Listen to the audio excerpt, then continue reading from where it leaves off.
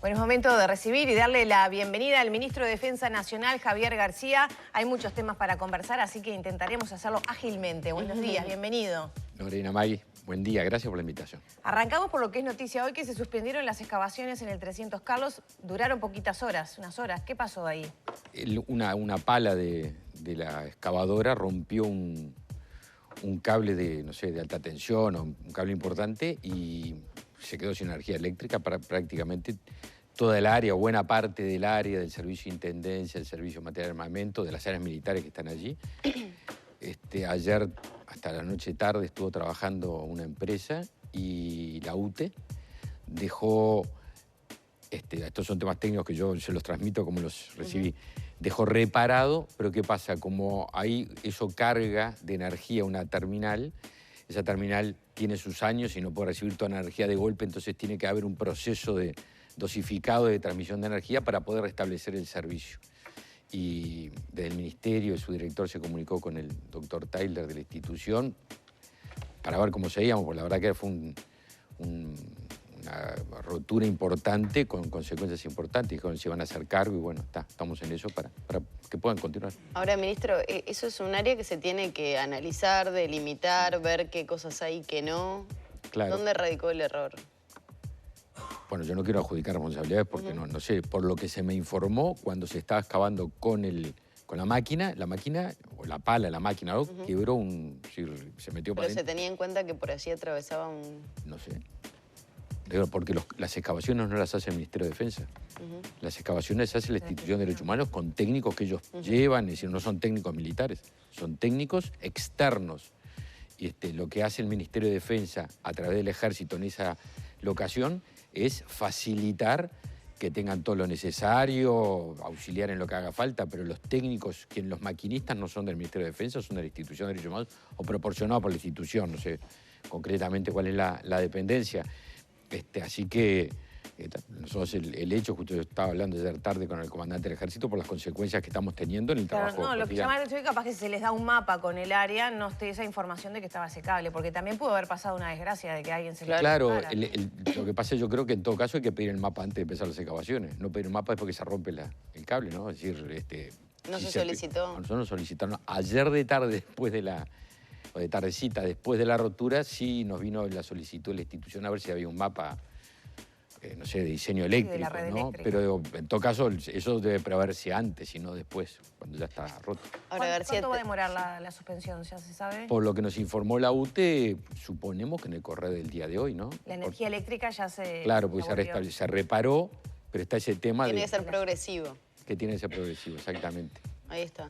García, por lo que señala recién y se desprende un poco de esa ida y vuelta con la Institución Nacional de Derechos Humanos, ¿cómo es el vínculo hoy trabajando en esta materia? No más allá de la independencia que tiene la Institución Nacional de Derechos Humanos, lo que es la búsqueda de detenidos desaparecidos, usted se ha expresado en estos últimos días también respecto a esa bandera que lleva también este gobierno.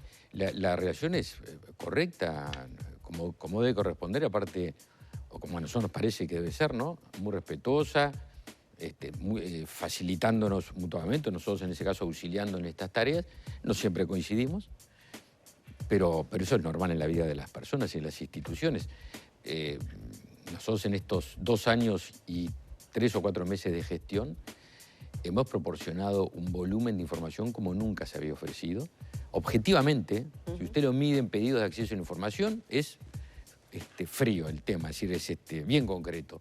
En los 2 años y 3-4 meses que llevamos, hemos recibido 223 pedidos de acceso a información, buena parte de ellos sobre la historia reciente, derechos humanos, otras cosas. De esos 223 contestamos 193, ahí los otros están en vías de contestar, en 2 años y 3 meses. En los 11 años previos, 180 pedidos, y de los cuales se contestaron menos. Así que objetivamente hemos dado una voluntad política y una respuesta a todo lo que se nos ha pedido por parte de periodistas, de organizaciones de la sociedad civil, de derechos humanos, de lo que ustedes, personas físicas en forma individual, muy clara. Al mismo tiempo, hemos provisto de no solo el auxilio en el sentido de colaborar con estas cosas que hablábamos recién, predios militares, etcétera, sino que cuando hace 2 meses nos pidió la Institución de Derechos Humanos para que viniera una empresa extranjera, argentina, y una institución estatal extranjera, la Universidad de La Plata, a hacer una utilización de una tecnología para mapear unidades militares en busca de movimientos de tierra. Yo le dije que no era posible, que porque por razones obvias de seguridad y defensa no puede venir un Estado extranjero a mapear unidades militares y una empresa extranjera, privada. Pero que no obstante nosotros le íbamos a facilitar porque la Fuerza Aérea usa esa tecnología. Y de hecho, ya hace 10 días o 2 semanas la Fuerza Aérea está trabajando con esa tecnología, con la Institución de Derechos Humanos, la UTEC creo que está colaborando también porque usaba esa tecnología, en los vuelos para mapear con la tecnología LIDAR. Es decir, ¿Qué busca esos vuelos? Movimientos de tierras. ¿Se encontró algo en estos días? Por lo que sé, no, porque se toma y después se analizan las tomas, ¿no? Lo que hace esta tecnología es una especie, mi profesión médica, como una especie de ecografía sobre la Tierra. Emite rayos, en vez de ecorrayos, y ve si hubo movimientos que puedan evocar excavaciones. Y después hay un análisis de esas fotos, esas imágenes que hacen los técnicos. Entonces, hemos provisto de toda la colaboración necesaria. ¿Por qué? Porque para nosotros el respeto, obviamente, pero trabajar por la unidad, por la paz del Uruguay es un tema muy importante. Lo hicimos en campaña electoral, ha sido nuestra conducta política de siempre y es ahora. Y al mismo tiempo, eso con respecto al pasado, pero también teniendo en cuenta que hay que mirar mucho para adelante y trabajar en el presente y en el futuro. Ministro, no es incompatible. ¿Qué pasa en el ánimo de los integrantes, de las personas integrantes de las Fuerzas Armadas cuando se reinician las excavaciones? ¿Da lo mismo? ¿Qué clima advierte usted? Absoluta normalidad. No pasa nada. ¿Por qué debería pasar? Y bueno, pues, no hay razón ninguna porque nosotros tenemos, como usted sabe, Lorena, Fuerzas Armadas democráticas, republicanas, constitucionalistas. Antes de ayer, fíjese usted, al lado, ahí a muy pocas cuadras de donde se están haciendo esas excavaciones, en el batallón de comunicaciones número 2, hicimos una ceremonia de redenominación y pasó a llamarse Jura de la Constitución. Lo hicimos al día siguiente del lunes de las ceremonias centrales. ¿Y qué señal transmite eso? Transmite la señal de unas Fuerzas Armadas que son apegadas a la Constitución, republicanas, que aparte tiene una cosa muy linda. Yo lo he leído muchas veces porque me parece muy profundo. Cuando un oficial joven se recibe, egresa a las escuelas militares, de cualquiera de las tres, hace un juramento, ¿no? Una especie como de ese juramento hipocrático que tenemos los médicos, pero este es un juramento expreso. Y es muy lindo el juramento, porque ellos se reciben y juran defender la patria, la nación, etcétera, y la Constitución de la República. Y eso habla de una convocatoria democrática. Por eso cuando usted pregunta qué es lo que sienten, el cumplimiento de la Constitución, ¿qué otra cosa? Fuerzas más democráticas que están al servicio del mando legal que es civil y político. Ayer estuvo acá Macarena Gelman y ella daba cuenta de que tiene la misma información sobre el destino y qué pasó con su madre que hace 20 años, ¿no? Y señalaba la poca proactividad del Estado uruguayo en todas sus áreas, no solamente del Ministerio de Defensa, en la búsqueda y la investigación, ¿no? de su caso y de todos los casos. Usted habla, Lorena, recuerda 20 años. Usted se imagina que yo puedo responder por 2. No puedo responder por los anteriores del Frente Amplio. No corresponde y no tengo elementos. Así que es una afirmación que está básicamente dirigida a los gobiernos anteriores. Así que a eso no opino. Tomo nota nada más.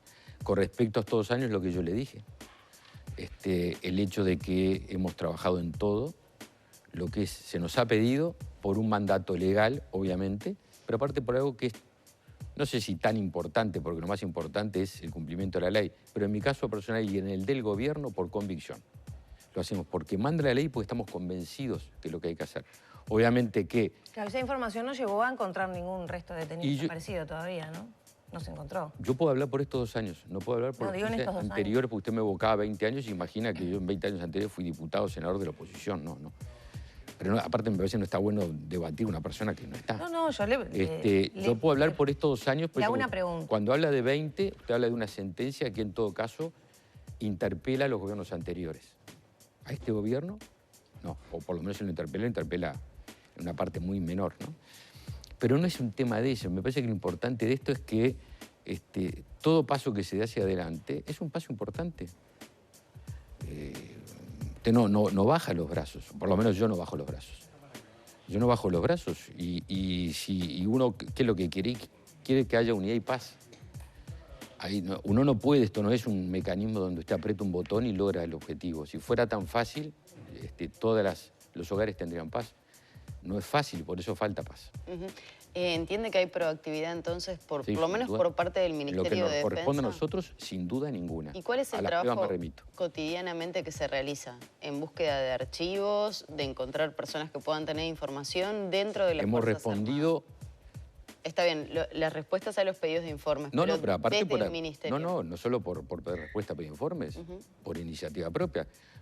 No hace mucho tiempo atrás, un año atrás, volcamos a la Institución de Derechos Humanos y a la Justicia archivos que el propio Ejército Nacional ubicó en el quinto de allí, al lado del cementerio del norte, artillería. Y la verdad que eso, ahí no hubo ni pedido de acceso a información, fue el Ejército Nacional. Entonces, la actividad toda, y es constante, y va a llevar mucho tiempo. Mire que estas cosas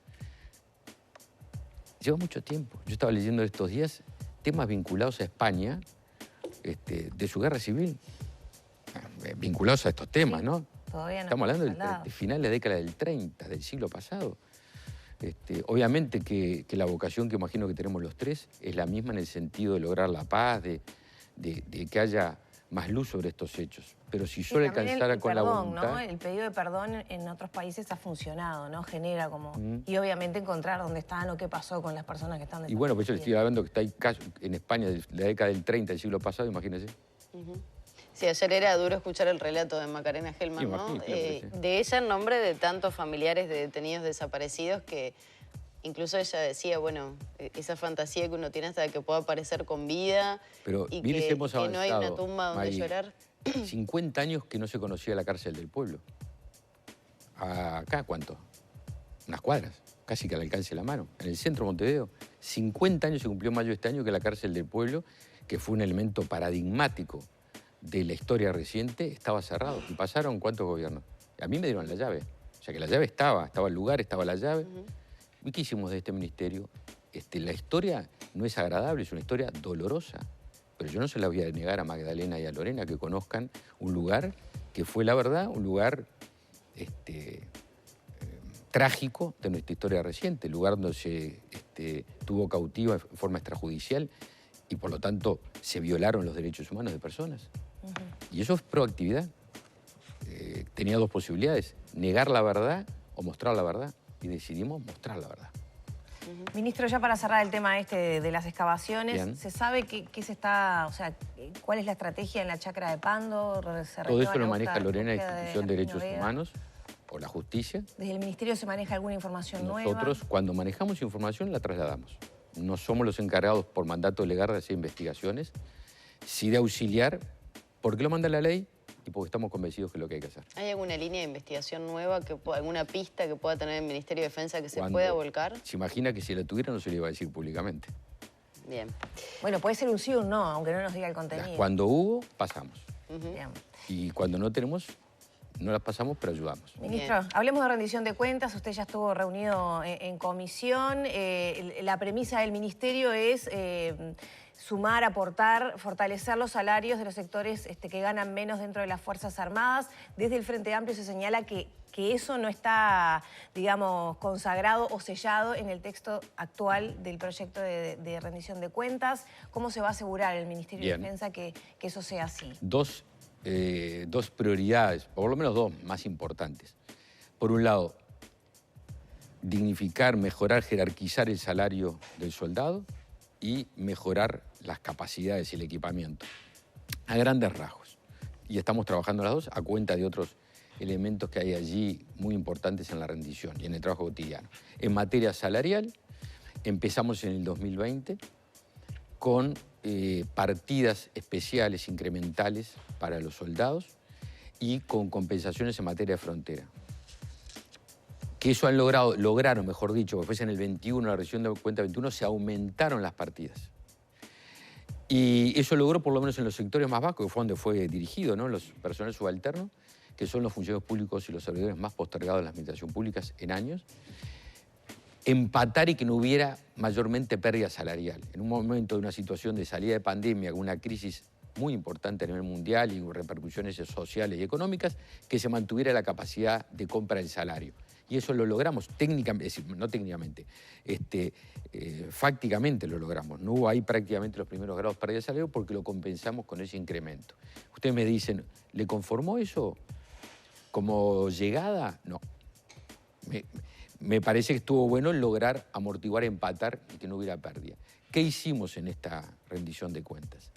Enviamos desde el Poder Ejecutivo, desde el Ministerio de Defensa al Poder Ejecutivo un mensaje que era más ambicioso que el que salió del Poder Ejecutivo. Pero yo soy ministro de Gobierno, por lo tanto soy solidario con el proyecto que salió del Poder Ejecutivo. Cuando como ministro de Defensa y al equipo del Ministerio se nos pide una opinión, la enviamos al Poder Ejecutivo. Más ambiciosa que la que salió. Pero ya la que salió supone una recuperación salarial. ¿Qué es lo que estamos trabajando? Y tuvimos una reunión con los diputados de la coalición el lunes después del acto de la Plaza Matriz. Bueno, un incremento adicional. Un incremento adicional destinado al personal más postergado. O sea, los que ganan hasta, ¿cuántos van a ser? Personal subalterno de soldado a la última jerarquía de suboficial del personal subalterno. Y un paso más que es si podemos integrar los primeros grados de los muchachos y muchachas más jóvenes, que son los que recién se reciben de oficiales, alférez, hasta capitán. Usted sabe que la rendición de cuentas y la ley presupuestal es una ley que tiene dos protagonistas en dos momentos diferentes. El Poder Ejecutivo, que envía la norma, la iniciativa, y el Poder Legislativo, que es la que hace la artesanía, la masa de la ley, y tiene la voz final. Bueno, salió del Poder Ejecutivo, ahora empezó el partido en Cámara de Diputados. De los 90 días que lleva el tratamiento deben ir 20, 15. En Cámara de Diputados del 15 de agosto. Y bueno, allí los diputados de la coalición, ya le empezamos a trabajar, estamos viendo la posibilidad de que haya una partida incremental adicional en materia salarial que va a surgir en principio de reasignación de partidas, de rubros que ya están en la ley. Yo no le puedo contestar primero montos porque es como dar un resultado a Mike que le gusta el fútbol, como adelantar el resultado de un partido a los 10 minutos de juego. El partido tiene 90. Entonces uno el resultado, pero tengo esperanzas que va a ser un resultado alentador. Ministro, quiero consultarle, seguramente le exceda, pero en algo tenga que ver con la situación de Rivera, por ejemplo. Estas bandas, estos informes que hemos visto en los últimos días, videos que se han difundido, ¿en qué medida el Ministerio de Defensa, con el trabajo que estaba haciendo en fronteras, puede colaborar en la seguridad, sobre todo nacional? La ley de fronteras y la participación de las fuerzas es muy precisa. Son 20 kilómetros para dentro de las fronteras, excluyendo los centros poblados, donde es jerarquía y jurisdicción del Ministerio del Interior. Eso, la ley es así.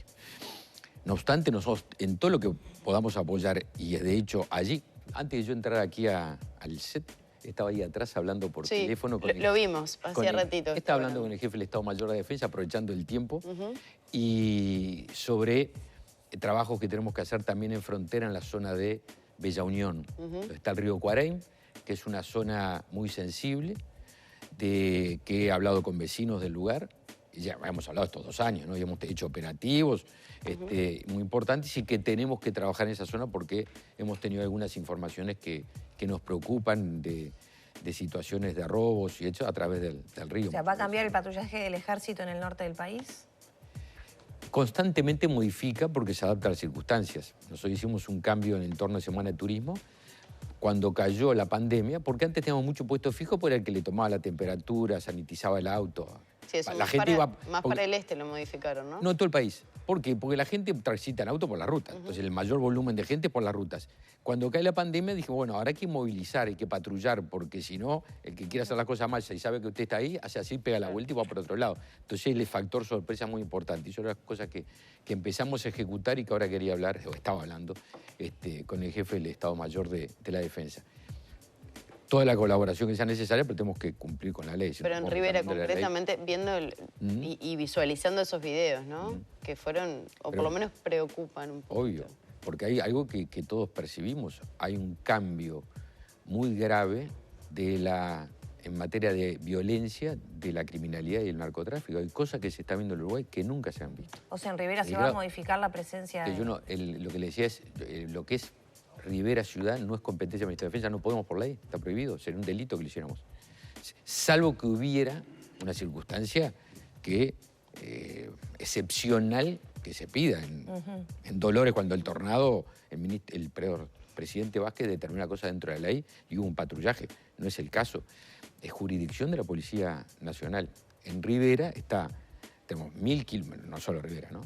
En el norte 1000 kilómetros de frontera con Brasil y hay una gran parte de esa frontera que sí que custodiamos nosotros dentro de las posibilidades que tenemos. No hay posibilidad de poner un soldado hombro contra hombro en la frontera. Usted sabe que en Brasil está con un pie en Brasil, en el norte con un pie en Brasil. Pero tienen determinados cómo ingresan esas bandas, cómo pueden estar atravesando la los frontera. Servicios, Maggie, vuelvo a reiterar, la inteligencia es del Ministerio del Interior. Si nosotros no hacemos inteligencia criminal, porque la ley no permite que haya inteligencia criminal por parte del Ministerio de Defensa. Hacemos inteligencia estratégica. Todo lo que es trabajo en materia de seguridad pública corresponde al Ministerio del Interior. Nosotros colaboramos, pero la ley fue muy precisa. Sí. Que determina los trabajos de cada uno. Exceptuó los centros poblados. Ministro, ya tenemos que cerrar. Quiero preguntarle, ¿qué está pasando con el Club Naval que se quedó con el agua cortada? ¿Cuál es la situación? O sea, tuvo corte de los... Pongamos a rueda a la gente, quizá con el título, así no puede ser que no se enganche. Hubo una circunstancia en el sentido de que desde hace muchísimos años, cuando digo muchísimos años, usted le puedo decir década del 70 o antes, donde había diferentes apoyos y pagos a insumos, ¿cómo le puedo decir? Instituciones externas a las fuerzas que lo pagaban las fuerzas. UTE, agua, gas. Y al mismo tiempo, algunas veces, apoyo con personal. Y esto tenía décadas y décadas. Como yo dije en alguna otra circunstancia, hay culturas organizacionales que eran así. Fíjese si estoy hablando de la década del 70, en algunos casos, o antes. Y lo que nosotros determinamos es que eso podría tener una explicación, la mejor intención, pero que no está dentro del marco legal. Y por lo tanto, ordenamos que se cortaran esos pagos y al mismo tiempo que el personal, en cualquier circunstancia, en actividad que estuviera cumpliendo funciones en horario laboral en instituciones ajenas a las fuerzas, retomara inmediatamente a las fuerzas, salvo el caso, por ejemplo, en el Club Naval, que había un convenio.